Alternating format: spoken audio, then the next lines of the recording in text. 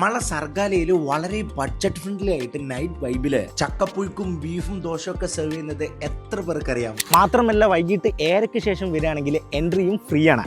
ഇനിയിപ്പോൾ നിങ്ങൾക്കൊരു ബർത്ത്ഡേ പാർട്ടിയോ അല്ലെങ്കിൽ ഒരു ചെറിയ ഫംഗ്ഷനൊക്കെ നടത്തണം എന്നുണ്ടെങ്കിൽ ഇതാ ലൈവ് മ്യൂസിക്കോട് കൂടിയിട്ട് നിങ്ങൾക്ക് ഇവിടുന്ന് നടത്താം.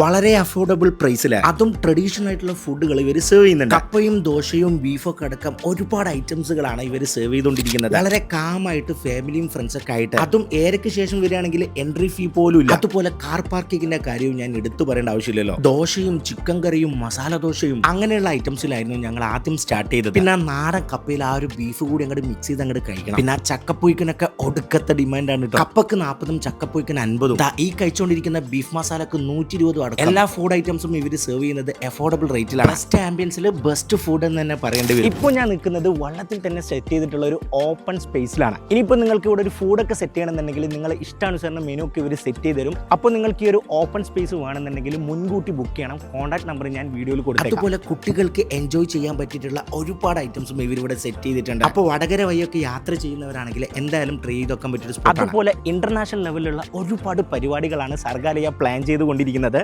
വരും നാളുകളിൽ നിങ്ങൾക്ക് അതൊക്കെ കാണാമെന്ന് പറഞ്ഞുകൊണ്ട് ബൈ ഫ്രം അനീസ് ഫുഡി.